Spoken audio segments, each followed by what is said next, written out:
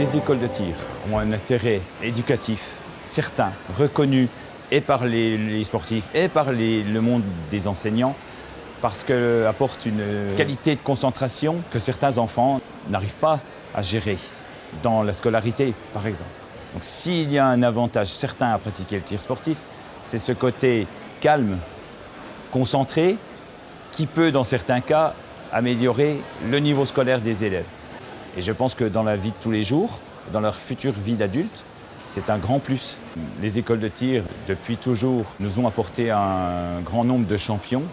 Les 2 derniers médaillés des Jeux de Rio sortent des écoles de tir. C'est un vivier assez exceptionnel.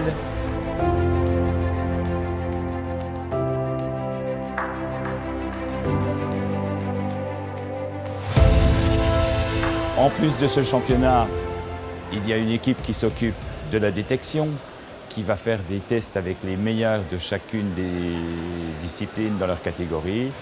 Et effectivement, l'avenir de la fédération passe par ce développement du tir des jeunes. Une fédération sans renouvellement de sportifs et de champions n'a pas d'avenir.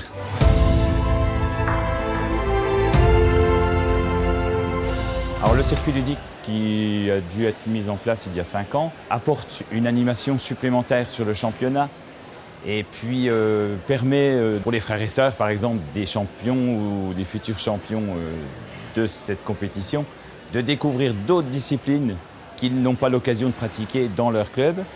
On va leur faire pratiquer du plateau sur un simulateur, ils vont découvrir le tir sportif de vitesse et d'autres disciplines.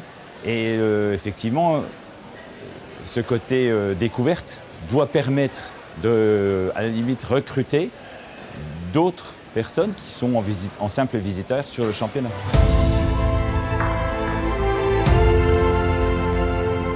C'est ce qu'on nous demande très souvent sur le championnat. Les coachs nous demandent ce que la commission va vouloir modifier pour l'an prochain.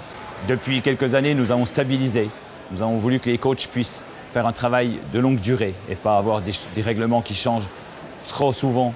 L'avenir, c'est une adaptation du règlement aux nouveaux textes internationaux. On va mettre à jour, on va toiletter le règlement 2017-2018 en faisant référence aux nouveaux articles des règlements internationaux. Et puis on va faire quelques modifications légères. La Commission nationale sportive des écoles de tir s'est réunie sur le championnat pour être au plus près du terrain, pour avoir les vraies remontées. Et on voit réellement ce qui se passe et on voit ce qui est à corriger vraiment sur le terrain. Donc nous allons faire quelques propositions au comité directeur pour améliorer, mais il n'y aura pas de révolution pour la saison prochaine.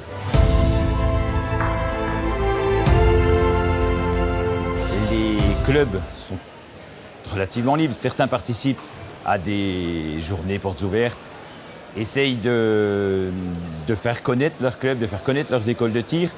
Et très souvent, le recrutement en école de tir, c'est un enfant qui a découvert l'école de tir qui amène ses camarades, tout simplement. La solution, c'est de laisser essayer des enfants 2 ou 3 séances gratuitement. Et puis, ils accrochent très vite, le recrutement se fait facilement.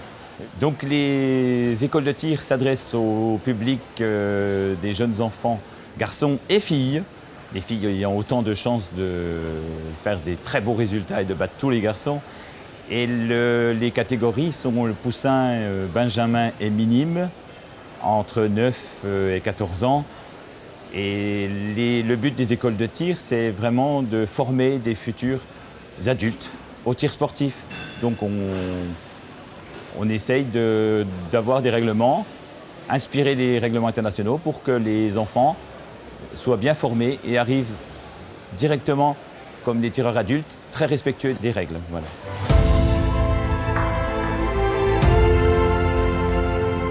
Le bilan 2017 de ce championnat à Lorient est très positif. La venue en Bretagne, région excentrée, n'a pas empêché le déplacement de nos compétiteurs.